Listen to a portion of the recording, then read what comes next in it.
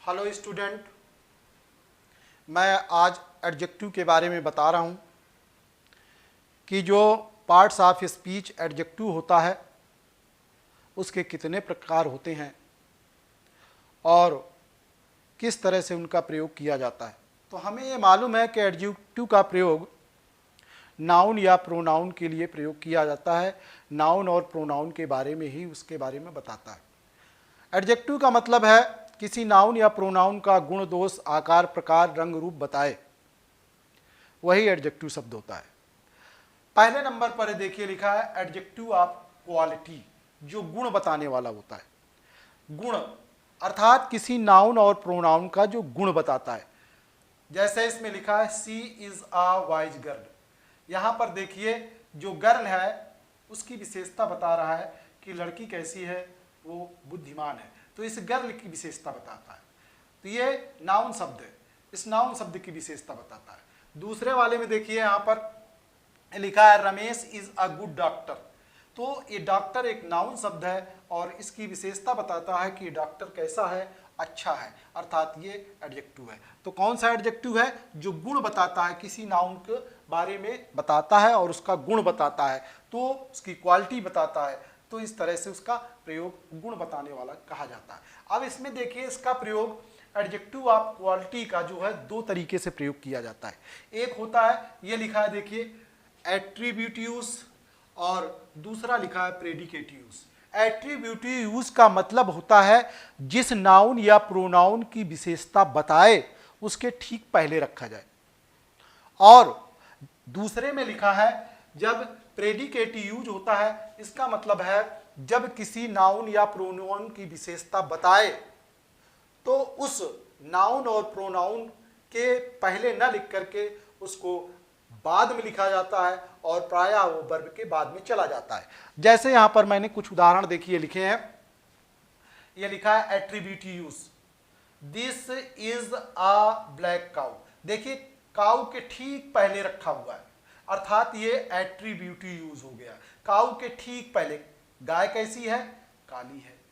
फिर देखिए इसमें दूसरे वाले सेंटेंस में इसको पलट दिया, दिस काउ इज ब्लैक। अब देखिए काउ यहां पर लिखा है लेकिन काउ के बारे में बता रहा है, लेकिन ये वर्ब के बाद में चला गया, लेकिन है तो काउ के ही बारे में, इसलिए इसको हम क्या कहते हैं, प्रेडिकेटिव्स। दोनों ही सेंटेंस का अर्थ सेम है, अलग कुछ नहीं है, लेकिन दोनों का प्रयोग जो एडजेक्टिव वाला है, जो क्वालिटी वाला है, वो एट्रीब्यूटिव्स और प्रेडिकेटिव्स दोनों हो गया। इसमें ध्यान रखते हैं कि जब एट्रीब्यूटिव्स होता है तो जिसके जो नाउन के बारे में बताता है उसके ठीक पहले रखा जाता है, लेकिन जब प्रेडिकेटिव जाता है तो फिर वर्ब के बाद। देखिए प्रेडिकेट का मतलब होता है वर्ब से लेकर के आगे वाला हिस्सा होता है, अर्थात जो भी जिसके बारे में बताता है वो सब्जेक्ट जो यहाँ पर होता है उसके बारे में बताता है, तो उसके पहले न लिख करके उस वहां पर प्रेडिकेट पार्ट पर चला जाता है, उसको हम कहते हैं प्रेडिकेटिव पार्ट।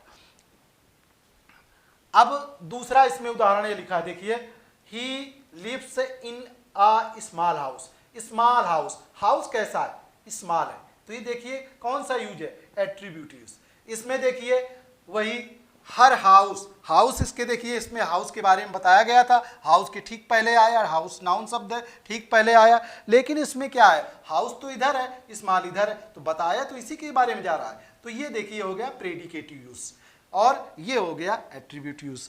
अब दूसरे नंबर पर आते हैं एडजेक्टिव ऑफ क्वांटिटी। क्वांटिटी माने मात्रा, और ज्यादातर इसका प्रयोग अनकाउंटेबल नाउन के साथ किया जाता है। लिखा है ये ज्यादातर इसका प्रयोग अनकाउंटेबल नाउन के साथ किया जा सकता है, ऐसे नाउन जिसको हम गिन नहीं सकते हैं, ज्यादातर ऐसा होता है इसमें। तो जैसे मैंने कुछ यहाँ पर जो एडजेक्टिव शब्द लिखे हैं जो परिमाण क्वांटिटी बताते हैं, जैसे इनफ है, ऑल, सम, मच, लिटिल, एनी, नो, इस तरह से कुछ मैंने लिखे हैं जो परिमाण बताने वाले होते हैं, जो क्वांटिटी बताने वाले एडजेक्टिव होते हैं। जैसे पहला उदाहरण ये लिखा है, I want to drink some water. अब यहां पर देखिए वाटर क्या है, नाउन शब्द, और वाटर कितना, सम, कुछ, अर्थात गिना नहीं जा सकता पानी को, अर्थात इसकी मात्रा या परिणाम परिमाण इसका बताया जा रहा है, क्वांटिटी इसकी बताई जा रही है। तो सम क्या हो गया यहाँ पर, देखिए नाउन के ठीक पहले आया भी है इसमें, और ये यहाँ पर ये क्वांटिटी बताता है।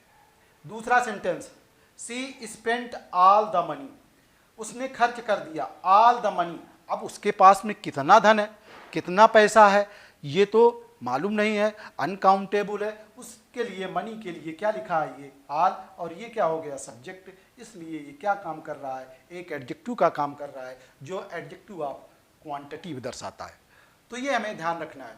इसके बाद तीसरे नंबर पर हम आते हैं। तीसरे नंबर पर ये देखते हैं adjective of number. Adjective of number जिसको कहते हैं न्यूमरल एडजेक्टिव भी कहते हैं, जो संख्या बताने के लिए इनका प्रयोग किया जाता है। अर्थात किसी नाउन या प्रोनाउन की संख्या बताने के लिए इनका प्रयोग किया जाता है। तो इसके दो प्रकार हैं। नंबर एक देखिए कार्डिनल, कार्डिनल्स जिसको कहते हैं डिफिनिट नंबर जो बताते हैं, ऐसे एडजेक्टिव जो डिफिनिट संख्या बताने वाले होते हैं। जैसे ये उदाहरण लिखा है 1 2 3 4 5 6 7 8, इस तरह से ये कौन से हैं, कार्डिनल। तो ये डिफिनिट नंबर्स बताते हैं। दूसरा इसका है ऑर्डिनल, अर्थात इनडिफिनिट हैं। ये इनडिफिनिट हैं, जिस तरह से इसको भी जानते होंगे, ये कैसे लिखा जाता है, first, second, third, fourth, fifth, sixth, seventh, eighth, ninth, tenth, इस तरह से पहला, दूसरा, तीसरा, इसमें 1 2 3, वो 1 2 3 4, इस तरह से इसमें चलते हैं। देखो मैंने उदाहरण कुछ लिखा है, इसको देखिए ध्यान से। There are 40 students, there are 40 students.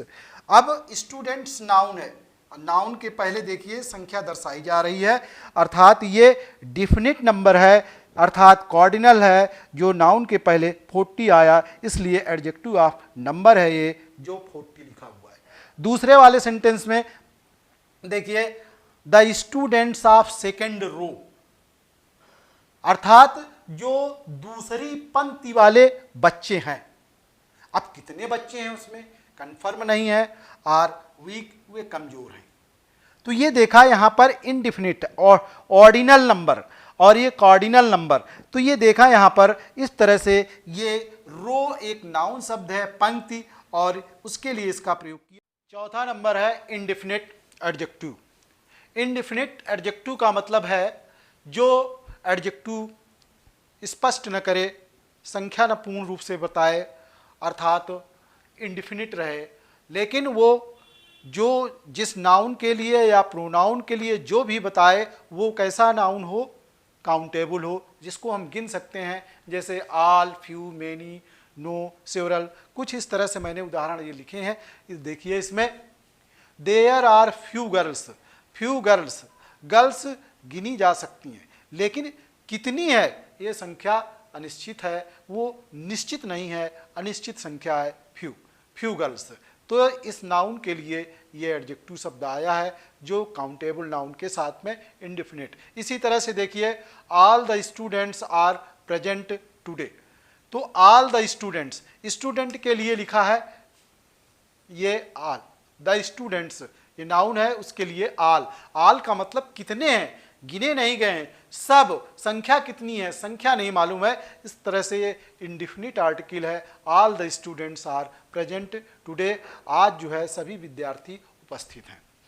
तो ये मैंने बताया इनडिफिनिट। इसके बाद डिमांस्ट्रेटिव का मतलब संकेत, संकेत का मतलब हमारा ये अंगुली काम करती है, पास के लिए ये, दिस, और दूर के लिए दैट, उसी का बहुवचन हो जाता है दीज, दिस का बहुवचन दीज, और दैट का बहुवचन दोज हो जाता है। तो इसके साथ कोई में कोई तुरंत इसके बाद में नाउन आना चाहिए। जैसे दिस पेन, ये देखिए पेन, कौन सा पेन, ये पेन। तो ये क्या हो गया, डिमांस्ट्रेटिव, ये पेन, पास के लिए ये पेन। इज माइन, ये सिंगुलर है, इज माइन, ये पेन मेरा है। Those books are yours, those books, ये प्लूरल हो गया, दोज बुक्स। अब देखिए दिस और दैट के साथ में हमेशा सिंगुलर ही वर्ब आएगी, और जो ये जो नाउन आएगा वो सिंगुलर ही आएगा। और इसमें प्लूरल आएगा। इसमें देखिए those these books are yours, ये किताबें तुम्हारी हैं। दोज स्टूडेंट्स आर वाइज, और वे विद्यार्थी अर्थात संख्या दिस दैट का प्लूरल है दोज स्टूडेंट्स आर वाइज, तो ये स्टूडेंट्स के लिए, अर्थात ये दिस दीज दैट दोज ये डिमॉन्स्ट्रेटिव एडजेक्टिव हैं। इनके बाद में कोई नाउन शब्द आना चाहिए। अगला नंबर है एम्फैसिजिंग, जो एडजेक्टिव होता है जिसमें एक दृढ़ता होती है, इसमें जैसे ओन आता है, वेरी आता है। जैसे उदाहरण मैंने लिखा है, this is her own problem, problem noun शब्द है, और ये देखिए ओन शब्द, ये उसकी ही समस्या है, ये समस्या उसकी ही है, स्वयं की समस्या है, किसी दूसरे की समस्या नहीं है। तो इसमें दृढ़ता है, एम्फैसाइजिंग है, ये देखिए दृढ़ता बताता है। इसी में दूसरा सेंटेंस ये देखिए इधर लिखा है, this is the very pen, ये ठीक वही पेन है, ये ठीक वही पेन है दैट सी वांट्स, जिसको वो चाहती है, ये ठीक वही पेन है। तो यहाँ पर पेन के बारे में, ठीक वही पेन, कोई दूसरा पेन नहीं, ठीक वही वाला पेन है दैट सी वांट्स, जो उसे चाहिए, अर्थात जो उसको ज़रूरत है, आवश्यकता है या चाहती है। तो ये देखा वेरी और ओन जो है दृढ़ता सूचक हैं, एम्फैसाइजिंग एडजेक्टिव हैं। इसके बाद कुछ विशेष तरह का आता है, कुछ ऐसे नाउन शब्द आते हैं जो एडजेक्टिव की तरह काम करते हैं, जिसको हम क्लासीफायर्स कहते हैं।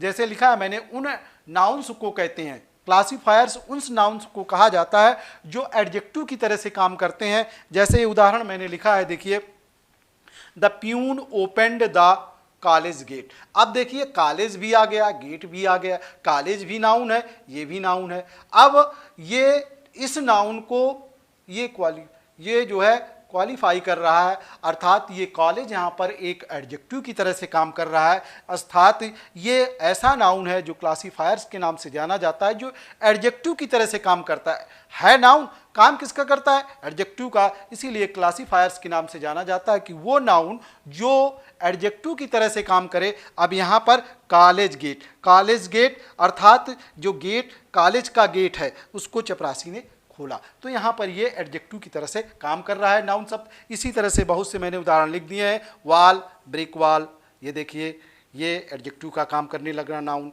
स्टोन, ये इसके लिए एडजेक्टिव का काम कर रहा है। विंटर डे, ये देखिए समर नाइट, इस तरह से ये क्लासीफायर्स हैं। कॉटेज इंडस्ट्री, इस तरह से ये एक नाउन शब्द जो एडजेक्टिव की तरह से काम करते हैं, इसको हम क्लासीफायर्स कहते हैं। तो वीडियो को लाइक करिए, शेयर करिए, कमेंट करिए। Thank you for watching my